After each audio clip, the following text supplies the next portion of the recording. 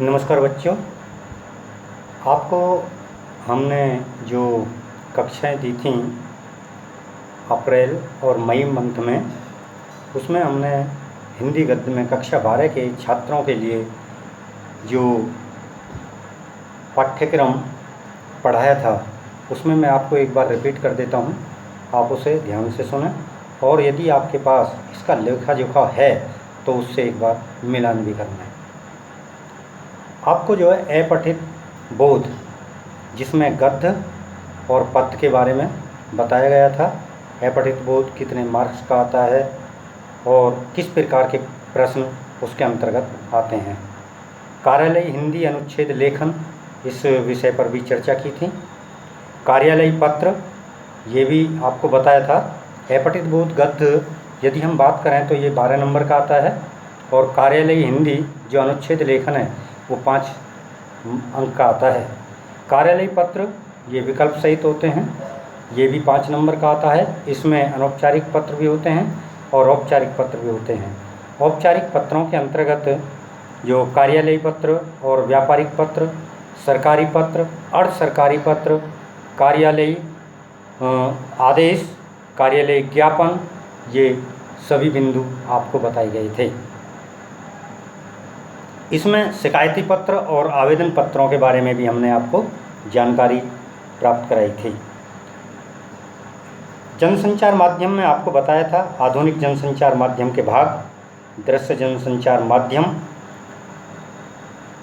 और अनुच्छेद पत्र लेखन का गृह कार्य भी आपको दिया गया था, जो आपने बखूबी अपनी उत्तर पुस्तिका में कर लिया होगा, ऐसा मैं विश्वास करता हूँ।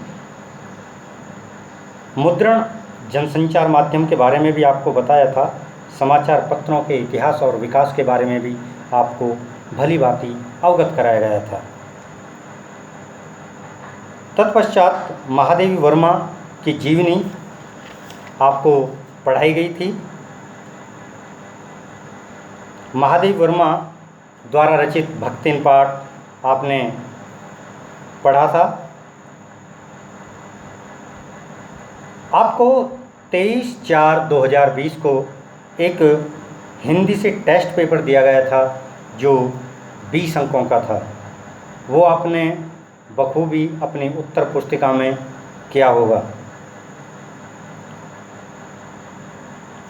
इसके बाद जैनेन्द्र कुमार जी की जीवनी और बाजार दर्शन के बारे में आपको पढ़ाया गया था। फिर एक बार 30/4/2020 को महादेवी वर्मा से टेस्ट लिया गया था जो 10 अंक का था। प्रथम टेस्ट पेपर आपका 20 मार्क्स का था और सेकंड टेस्ट पेपर आपका 10 अंक का था।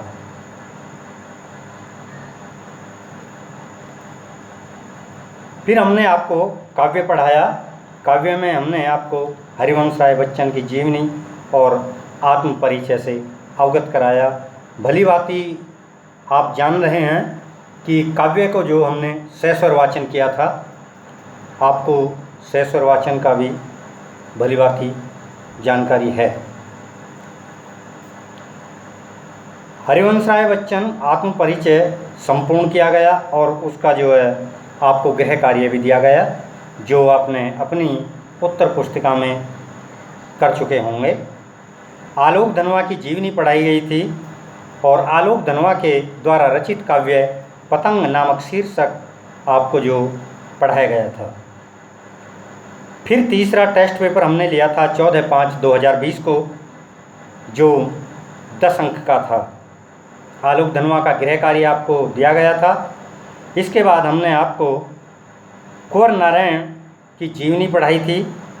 कुंवर नारायण जी के द्वारा जो काव्य पाठ आपके पाठ्यक्रम में निर्धारित है कविता के बहाने, वो भी आपको पढ़ाया गया था और उन्हीं का एक दूसरा शीर्षक था बात सीधी थी पर कविता।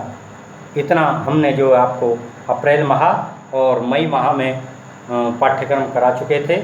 अब एक बार दृष्टिपात डालते हैं कि आपके कोर्स में जो केंद्रीय माध्यमिक शिक्षा बोर्ड ने कम किया है, वैश्विक बीमारी कोरोना के चलते हुए जिसे संपूर्ण विश्व भोग रहा है, और उससे आप एक ही तरीके से बच सकते हैं कि सामाजिक दूरी बनाए रखें। जब तक वैक्सीन नहीं आती है तब तक आपका विद्यालय नहीं खुल पाएगा, और हम आपको ऑनलाइन क्लास देते रहेंगे जिससे कि आपका पढ़ाई का बिल्कुल भी नुकसान ना हो। आप एक बार नोट कर सकते हैं कि आपके पाठ्यक्रम से कौन कौन से पाठ केंद्रीय माध्यमिक शिक्षा बोर्ड ने हटा दिए हैं, जो पूरे पाठ्यक्रम का आपका 30% होता है। इस पाठ्यक्रम जिसको मैं आपको अवगत करा रहा हूँ, इसमें से आपको प्रश्न नहीं पूछे जाएंगे। तो नोट कर लें बच्चों। काव्य में आपसे हरिवंश राय बच्चन और जिनके द्वारा आत्म परिचय काव्य पाठ है, इससे आपसे प्रश्न आगामी परीक्षा में नहीं पूछे जाएंगे। दूसरा है आलोक धनवा, जिनका शीर्षक है पतंग। तीसरा है कुंवर नारायण, जिनका शीर्षक है कविता के बहाने, बात सीधी थी पर। ये 2 शीर्षक थे जो कुंवर नारायण जी ने पाठ्यक्रम में रचित थे। नेक्स्ट है सूर्यकांत त्रिपाठी निराला, जिनके द्वारा रचित काव्य है बादल राग। इससे भी आपको प्रश्न नहीं पूछे जाएंगे। और काव्य में ही अंतिम है उमा शंकर जोशी, जिनके द्वारा रचित शीर्षक हैं छोटा मोटा खेत, बगुलों के पंख। ये आप भली भांति अपने कॉपी में अंकित कर लें ताकि आपको किसी भी परेशानी का सामना ना करना पड़े। गद्य में चलते हैं। तो गद्य में आपको जो पाठ्यक्रम से निकाला गया है वो है विष्णु खरे, जिनके द्वारा लिखा गया पाठ है चार्ली चैपलिन यानी हम सब। और अंतिम पाठ है हजारी प्रसाद द्विवेदी द्वारा रचित शिरीष के फूल। तो बच्चों, ये था आपका 30% जो केंद्रीय माध्यमिक शिक्षा बोर्ड ने आगामी परीक्षा को दृष्टिगत रखते हुए आपके पाठ्यक्रम से हटा दिया है। यानी कि इस पाठ्यक्रम से आपसे कोई भी प्रश्न नहीं पूछे जाएंगे।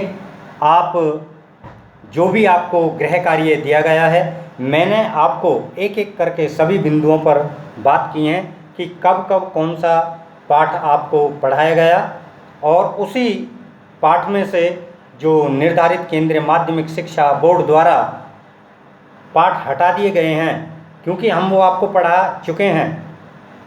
बेशक उसमें से केंद्रीय माध्यमिक शिक्षा बोर्ड आपसे प्रश्न नहीं पूछेगा, लेकिन क्योंकि हमने वो चैप्टर आपको पढ़ाए हैं, तो हम उसका लिखित कार्य जो गृह कार्य हमने दिया था, उसको हम जब भी आपका विद्यालय ओपन होगा तो हम आपका वो कार्य जांचेंगे।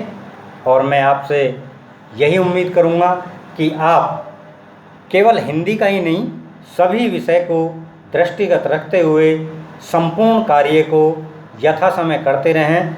स्वस्थ रहें, आपका दिन मंगलमय हो, आप स्वस्थ रहें और खुशी रहें। जय हिंद, जय भारत, नमस्कार।